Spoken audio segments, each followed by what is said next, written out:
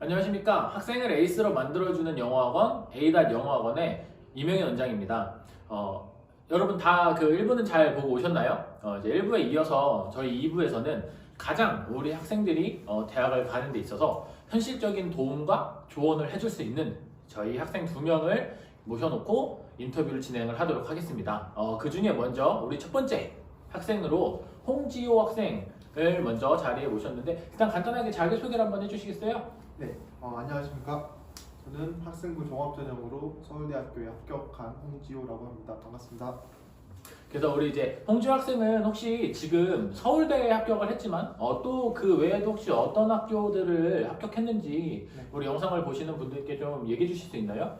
저는 고려대학교, 그리고 성균관대학교, 한양대학교, 중앙대학교, 그리고 마지막으로 지스트라고 해서 광주과학기술원에 합격했습니다. 그래서 진짜 이렇게 우리가 소시 6개 종합전형을 다 써가지고 6개 모두 합격의 쾌거를 이룬 우리 홍지호 학생을 모셔놓고 이제 인터뷰를 진행을 할 건데 먼저 선생님이 물어보고 싶은 게 좀 여러 가지가 있는데 그 중에 여튼 이제 우리가 종합전형으로 대학을 잘 갔잖아요. 그래서 혹시 종합전형으로 이제 대학을 갔을 때 좀 우리 학생들한테 여튼간에 팁을 굉장히 주는 게 중요하다고 생각을 하는데 혹시 좀 먼저 학생들한테 종합전형 준비하는 데 있어가지고 비교과 전형, 그러니까 내신을 제외한 나머지 비교과를 준비할 때는 좀 어떤 식으로 준비해라 라고 하는 거에서 좀 이야기해주고 싶은 부분이 혹시 있나요? 네, 저는 비교과 활동을 진행을 할 때 그 다른 무엇보다도 제가 가고자 하는 학과 혹은 제가 원하는 직업과 관련된 활동을 위주로 했고요. 그렇기 때문에 다른 활동보다도 해당 활동에 좀 더 집중해가지고 그 관련 활동과 관련된 세트 그리고 동아리 활동 등을 진행했습니다. 어떻게 보면 뭐 되게 영상을 보시는 분들한테도 당연하다라고 생각이 될 수 있을 만한 부분일 수도 있는데 일단 당연히 전공과 관련된 부분들에 있어서는 일단은 당연히 열심히 활동을 해서 챙기는 게 중요하다고 얘기를 했어요. 근데 혹시 그거 말고도 또 이제 좀 그러면 그런 세특을 챙겼을 때 좀 어떻게 챙겼는지에서 조금 더 깊이 있게 하우를 좀 설명할 수 있나요? 네. 저 같은 경우에는 이공계열 분야를 진학하고 싶었기 때문에 세특 그리고 동아리 활동에 기재를 할 때 관련 활동을 보통 실험이나 아니면은 관련 연구 논문 자료를 조사해가지고 발표를 하는 등으로 준비를 했고요. 각자 본인에 맞는 분야에 따라서 좀 더 깊숙한 분야를 찾아가지고 발표를 하시면 도움이 많이 될 것 같아요. 오케이. 그래서 좋습니다. 그래서 일단은 좀 더 이제 그런 어떤 준비를 한 데 있어가지고 좀 더 여튼간에 전략적인 움직임이 지금 필요하다고 이야기를 해주고 있는데 그럼 혹시 그런 준비할 학생들한테 뭐 이제 좀 주의사항이라던가 아니면 좀 이런 것들은 꼭 염두에 두고 좀 준비를 했으면 좋겠다 싶은 부분 혹시 생각나는 거 있나요? 네, 제가 이거는 좀 다른 부분인데 수상 관련 부분을 제가 챙길 때 일단 저는 제 분야와 관련되어 있는 수상 분야는 어떻게든 높은 상을 받을 수 있도록 노력을 했고요. 그와 다르게 저와 좀 관련이 없는 제 직업과 관련이 없는 부분의 상이더라도 어쨌든 학교 생활을 열심히 했다라는 점을 보여주기 위해서 일단 입상을 하기 위해서 노력을 많이 했었던 것 같아요. 다만 예외사항으로는 뭐 영어 말하기 대회라든지 아니면 영어 UCC 대회와 같이 면접을 할 때 면접관께서 직접 질문을 통해서 확인할 수 있는 수상 경력 같은 경우에는 오히려 제가 영어 말하기 상을 탔는데 영어로 프리토킹이 잘 되지 않을 경우에 그 상의 가치가 오히려 마이너스가 될 수 있잖아요. 그래서 저는 그런 상 같은 경우에는 참여를 잘 하지 않았던 것 같아요.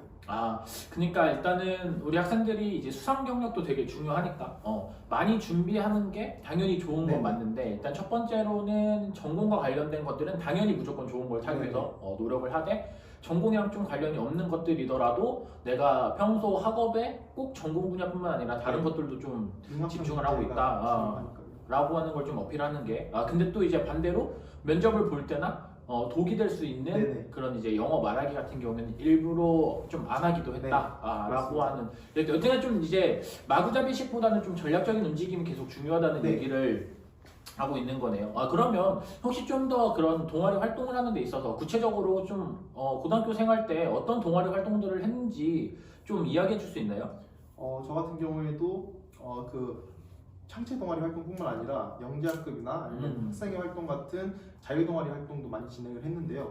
영재학급이나 학생회 활동이 되게 큰 도움이 된 것 같은데 그 이후로는 학교에서 진행하는 동아리임에도 불구하고 모두가 다 같이 참여할 수 있는 동아리 활동이 아니라 소수의 인원들만이 활동할 수 있는 동아리 활동이다 보니까 희귀성이 아무래도 강조가 많이 되는 것 같아요. 그래서 대학교에서 그러니까 저를 평가할 때도 이런 동아리 활동, 희귀성이 있는 동아리 활동을 많이 하면 도움이 많이 될 것 같습니다. 아, 그러니까 지금 이제 고등학교 때 했던 게 뭐 말한 것처럼 이제 영재학급이라던가 여튼간에 이게 전교에서 일부 학생을 뽑아서 진행을 하는 거죠. 네네. 뭐 예를 들면 이제 영상을 보시는 분들 중에 강서구 같은 학생들 경우에는 뭐 심화반 네, 그렇습니다. 뭐 이라고 부르는 그런 활동들이랑 또 이제 면접을 보고 여튼간에 나름 엄격한 기준으로 네. 학교에 이제 도움이 되고자 하는 그 학생회 같은 활동들, 네.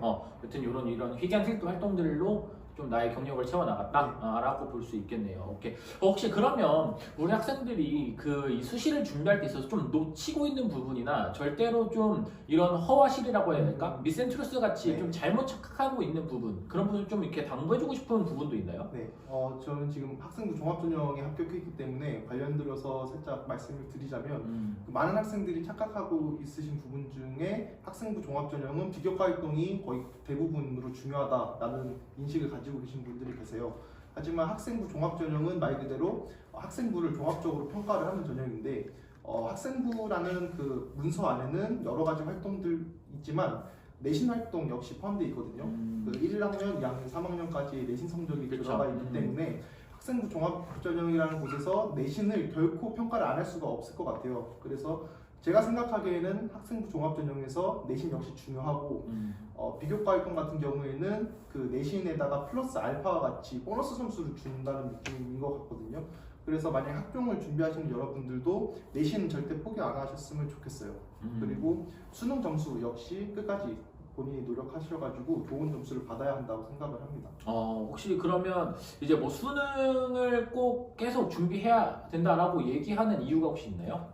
일단 여러분들이 가고 싶은 학교에서 수능 최저 기준을 적용을 할 수도 있는 거고요. 그다음 두 번째 이유가 전 좀 더 중요하다고 생각을 하는데 수시를 지원을 할 때 총 6개의 원서를 지원을 할 수가 있는데 그 중에서 보통 학교에서는 2장을 높게 쓰고 2장을 적정, 그리고 2장을 하향이라고 좀 안정적으로 쓰는 경우가 있어요. 근데 만약에 수능 점수가 어느 정도 나와서 수시 원서 2장 중에 하향으로 지원하는 대학교를 수능 성적으로 갈 수 있을 정도가 된다면 굳이 그 2장이라는 원서를 그 낮은 대학교에 써가지고 굳이 높은 대학교에 붙을 수 있는 확률을 낮출 필요는 없다고 생각을 해요. 그렇기 때문에 수능 점수를 어느 정도 보장이 돼 있어서 만약에 하향 지원을 할 대학교가 수능 성적으로 지원을 할 수 있다면 그 2장의 수시 카드를 가지고 좀 더 높은 곳에 지원을 함으로써 좋은 입시 결과를 얻을 수 있을 거라고 생각을 합니다. 그러니까 결국 다시 한번 종합을 해보면 일단 첫 번째로는 우리 친구들이 그 비교과를 준비하느라고 내신이 좀 소홀해질 때가 있는데 네. 내신은 절대적으로 마찬가지로 네, 중요하다라는 그렇습니다. 이야기랑 그다음에 이제 수능이라고 하는 게 첫 번째로는 당연히 우리가 이제 최저 있는 학교를 쓰면 네. 당연히 그 경쟁률이 줄어들기 때문에 플러스인 부분도 있지만 만약에 이제 수능을 내가 어느 정도 준비를 해놓으면 내가 수시로 굳이 써야 될 하향 카드가 그렇죠. 내 상향이나 내 적정선에서 나한테 좀 더 내가 원하는 대학의 카드로 작용을 할 수 있다. 네. 그래서 우리가 좀 내신과 수능까지 꼭 챙겼으면 좋겠다는 얘기죠. 네. 오케이. 그러면 좀 이제 제가 더 물어보고 싶은 게 우리가 지금 이 생기부를 준비한 데 있어가지고 좀 어느 정도의 팁 그리고 우리 학생들이 꼭 알아야 될 사실들을 좀 얘기해 줬는데 네. 여튼간에 이제 공부를 되게 열심히 해서 내신도 되게 좋은 성적을 받았었잖아요. 그렇죠? 네. 우리 내신 성적이 몇 점이었죠? 제가 교과 기준으로 내신 성적이 1.28 등급이 나오고 종합을 기준으로 내신을 산출했을 때 1.3, 한 1.33 정도 나왔던 것 같아요. 여튼간에 거의 1등급 거의 초중반대를 좀 유지를 했는데 혹시 그러면 우리 영상을 보고 있는 분들께 이 내신이나 비내신 동안에 좀 어떻게 공부를 했는지 좀 하루에 몇 시간 정도 공부를 좀 진행했는지를 공유해 줄 수 있나요? 네, 일단 내신 기간에 저는 평일같이 학교를 가는 경우에는 학교가 한 4시 반에서 5시 반 사이에 끝나다 보니까 그때 버스를 타고 독서실로 이동을 해서 저녁을 먹고 6시까지 독서실에 입실을 합니다. 그 다음에 독서실이 끝나는 시간이 새벽 2시거든요. 그렇기 때문에 새벽 2시까지 혹은 새벽 1시에서 2시 사이에 보통 공부를 마무리를 하고 집에 와가지고 자는 경우가 많았고 그 다음에 이제 주말같이 학교를 가지 않는 경우에는 10시간, 하루 10시간에서 보통 12시간까지 하고 좀 더 많이 해야겠다라는 생각이 드는 날에는 13시간에서 14시간까지 했었던 것 같아요. 그럼 거의 뭐 평일에는 6시부터 새벽 뭐 2시까지 한다고 치면 거의 한 8시간 네. 정도. 그리고 주말에는 아까 얘기한 것처럼 거의 한 10시간에서 한 12시간, 뭐 많으면 14시간 정도까지 공부에다 시간을 투자했다는 얘기죠. 네. 혹시 그러면 이게 지금 내신 기간에 공부를 이런 식으로 했다라고 얘기를 해준 거잖아요. 네. 그럼 혹시 이렇게 시간뿐만 아니라 내신 과목에 이런 내신 기간에 과목을 준비할 때 과목들에 대한 비중은 어떤 식으로 분배를 했는지도 좀 이야기해 줄 수 있나요? 저 같은 경우에는 내신 과목이 9개가 있다고 했을 때 그 9개의 과목을 3과목씩으로 쪼개서 중요한 정도에 따라서 나눴던 것 같아요. 그래서 가장 중요한 과목, 그 다음에 중요한 과목, 살짝 덜 중요한 과목으로 3가지 분류를 한 다음에 하루에 평일에는 하루에 공부를 할 때 각 분류별로 한 과목씩을 뽑아가지고 총 3과목 공부를 했었던 것 같고요. 그 다음에 주말 같은 좀 공부 시간이 많은 날 같은 경우에는 총 9과목에서 10과목이 있다고 했을 때 절반을 쪼개가지고 5과목은 토요일 날, 그리고 나머지 5과목은 일요일 날 이런 식으로 진행을 해서 모든 과목이 공부에 빠짐없이 참여할 수 있도록 했었던 것 같아요. 그러니까 뭐 평일 같은 경우엔 너무 헤비한 국영수의 주요 과목 위주로 가면 사실 좀 이렇게 지치거나 좀 힘들 수 있으니까 약간 그 중요도를 상중하를 이렇게 쪼개서 거기서 이제 상중하를 적절하게 믹스해서 약간 좀 너무 헤비하지 않은, 그렇다고 너무 라이트하지도 않게도 좀 공부를 하려고 했다는 얘기죠. 네네. 그리고 주말은 이제 절반씩 네. 해서 모든 것들을 다 하고. 그러면 혹시 내신 기간 말고 좀 비내신 기간에도 어떻게 공부했는지 좀 이야기할 수 있나요? 일단 학교에 다닐 때 비내신 기간이 있고 또 방학이라는 비내신 기간이 두 가지가 있는데, 우선 제가 학기 중에 비내신 기간 같은 경우는 내신 시험이 끝나고 딱 일주일 동안만 비내신 기간으로 유지를 하면서 그때 동안은 제가 뭐 가지고 싶었던 여가 활동을 가진다든지 친구들과의 사교 활동을 좀 가졌고, 다만 일주일이 지난 다음부터는 바로 전 내신 기간으로 잡고서 내신 공부를 시작했었던 것 같아요. 바로? 네, 왜냐하면 그 중간고사가 끝나고 기말고사 보기까지의 기간 중에 내신 공부만 할 수 있는 시간이 아니라 그때 동아리 활동도 해야 하고요. 그다음에 비교과 활동, 뭐 교과 세트, 수행평가와 같은 활동이 되게 많아요. 그러다 보니까 내신 기간을 단순히 1개월로 잡고서 공부를 하다가 모든 과목을 다 공부를 못한 경험이 있기 때문에 저는 항상 내신 중간고사 시험이 끝나고 일주일까지만 제 시간을 보내고 그 다음부터는 바로 내신 공부를 했었던 것 같아요. 이 얘기를 들으면 이제 우리 학생들은 좀 약간 고개를 푹 숙일 것 같고 학부모님들께서는 고개를 이렇게 끄덕끄덕 하실 것 같은데, 여튼간에 거의 우리가 사실은 내신이랑 비내신 기간 사이에 네. 그 한 달이 조금 넘는 한 달 정도의 어떤 시간이 있는데, 사실 다른 친구들, 뭐 일반적인 친구들은 사실 그 한 달은 좀 약간 다시 내가 쉬고 리프레시하고 다시 한 달 동안 빡세게 공부한다 라고 생각을 하는데, 우리 지우 친구 같은 경우에는 그러면은 내신이 끝나자마자 한 주만 딱 리프레시 기간을 갖고 다시 남은 기간들을 좀 미리미리 준비했다라는 얘기죠. 오케이. 여튼 뭐 그렇게 했을 때 결국은 중요한 게, 여튼 우리가 그때 막상 닥쳐 살려고 하면 좀 낭만들이 있으니까 지금 이렇게 미리미리 좀 준비하려고 했던 부분이겠죠. 좋습니다. 그러면은 혹시 뭐 방학 동안에는 또 따로 이렇게 어떤 뭐 공부를 했던 노하우 같은 게 있나요? 아니면 이제 방학 동안에가 왜, 그럼 아까 전에 이제 비내신에 방학도 있다고 얘기했는데 혹시 그 얘기를 한 이유가 혹시 있는지? 일단 방학이라는 시간은 어쨌든 중간고사, 기말고사와는 좀 거리가 있는 비내신 기간이다 보니까 많은 학생들이 그 시간을 살짝 본인 시간으로 쓰거나 살짝 많은 여가 시간을 즐기는 데 활용하곤 하는데요. 저는 일단 그 시간을 좀 더 다른 쪽으로 효율적으로 쓰길 바라는데, 저 같은 경우에는 그때 수능 공부를 좀 했었던 것 같아요. 특히 예비 고3이 되시는 분들 꼭 수능 준비를 하시길 바라는데, 왜냐하면은 고등학교 3학년이 되고 계약을 해가지고 수능 보기 전까지 그 1년 동안 기간이 굉장히 빨리 지나가고 수능 공부를 할 틈이 진짜 없어요. 그래서 그때, 그러니까 딱 고등학교 1학기가 끝나고 수능 공부를 시작해야겠다라고 생각하면 수능이 얼마 남지 않았고, 그리고 본인은 너무 급해지기 때문에 수능 공부가 잘 안 되거든요. 그러다 보니까 또 많은 학생들이 원서 지원을 할 때 수능 최저학력 기준이 있는 대학을 포기하게 되고 결국 수능 응시를 안 하게 되면서 본인이 가고 싶었던 대학보다 살짝 밑으로 가게 되는 경향이 있어요. 그걸 막기 위해서 저는 겨울방학 때 수능 공부, 그리고 기본적인 수능 개념들을 공부를 하면서 1학기가 끝난 이후에 수능 공부를 하더라도 수능 공부가 전혀 낯설지 않게 하는 것이 굉장히 중요하다고 생각을 하기 때문에 지금 아마 고등학교 2학년 혹은 고등학교 1학년 기말고사 다들 끝나셨을 텐데 지금 고등학교 1학년 분들은 고등학교 2학년 내신 준비를 좀 하시고 고등학교 2학년 분들은 이제 곧 다가올 수능 준비를 하시는 게 굉장히 중요하다고 생각을 합니다. 이 영상을 보고 있는 학생 친구들 지금이 기회입니다. 알겠죠? 자, 그러면 다시 한번 우리가 좀 다시 돌아와서 혹시 그러면 조금 더 우리 학생들이 공부를 그냥 무조건 하세요 라고 하면 너무 막연하고 좀 어려울 수 있으니 좀 우리 지효 학생이 공부했을 때 저는 각각의 과목들을 좀 이런 식으로 공부했습니다 라고 해서 혹시 공유해 줄 수 있는 그런 나만의 공부 비법, 뭐 노하우 혹시 이런 게 있을까요? 일단 저는 그 내신 공부하고 수능 공부를 좀 별개로 나눠서 하는데 우선 내신 공부부터 설명을 드리자면 내신 국어 시험 같은 경우에는 어찌됐든 문제를 출제하시는 교과 선생님의 수업을 가장 열심히 들어야 한다고 생각을 하고요. 저 같은 경우에는 선생님께서 수업을 하실 때 뭐 이런 거 저런 거 적어 주시는데 그와 관련돼서 질문이 생기거나 혹은 의구심이 생긴다면 바로 점심시간이나 쉬는 시간을 활용해 가지고 선생님께 직접 찾아가서 정말 모두 다 질문을 드렸던 것 같아요. 그냥 하나도 빠짐없이. 네네. 그래서 그 질문을 통해서 답을 얻은 것을 뭐 열심히 공부를 했었던 것 같고 수학 과목 같은 경우에는 선생님 수업하시는 걸 듣고 그날 또 개념 정리를 하면서 개념을 완벽하게 익힌 다음에 교과서에 있는 문제를 제가 직접 선생님이 돼서 풀이하듯이 모든 것을 다 설명하면서 풀었던 것 같고요. 그 다음에 어느 정도 수학이 완성됐다 싶으면 문제집을 하나 구입을 해서 문제집 역시 아까 같은 방법으로 모두 다 설명하듯이 풀이를 해서 좋은 결과를 얻을 수 있었던 것 같아요. 그러니까 약간 어떻게 보면 우리가 이제 A닷 영어에서 테스트 볼 때 사실은 이거 몇 형식이야? 맞아요. 이거 왜 그런 거야? 라고 물어보고 네. 이렇게 지원생한테 스스로 설명할 수 있게끔 물어봤던 그렇죠. 것처럼 수학도 그냥 앞에 이미 학생 있다고 생각하고 내가 설명할 수 있을 만큼의 이해도를 가지기 위한 노력을 했다라는 얘기네요.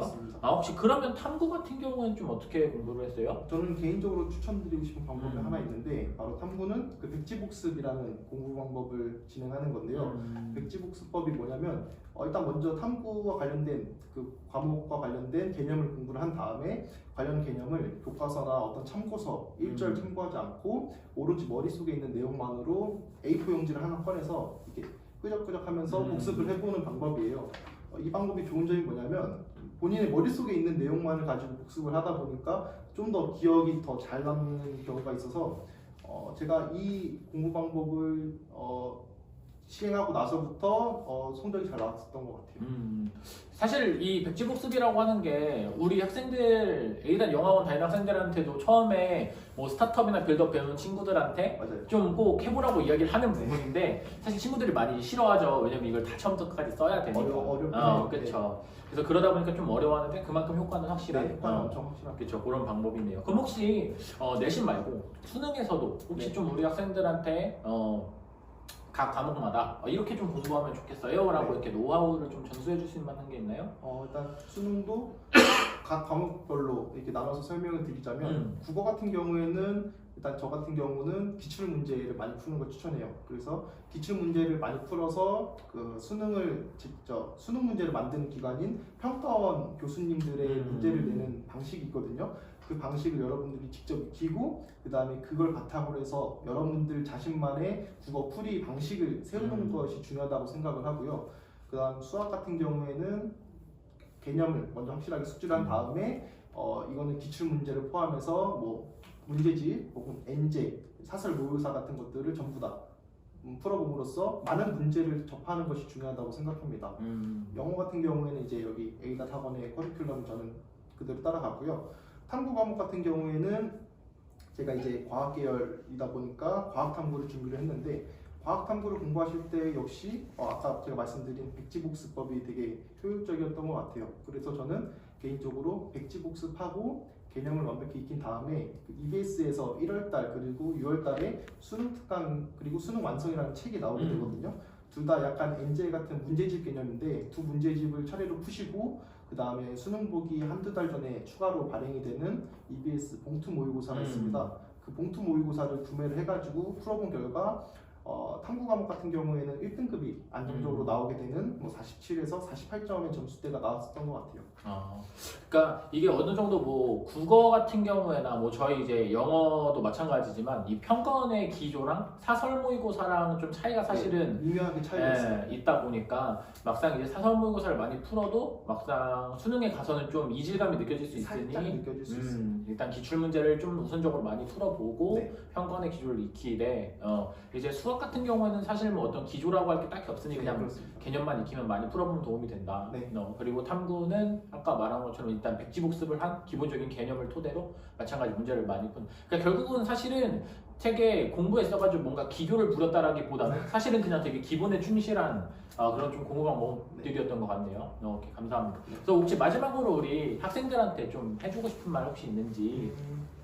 이제 대학 입시를 다들 꿈꾸고 계실 텐데 뭐 시험 기간에는 최대한 공부에만 집중하셨으면 좋겠습니다.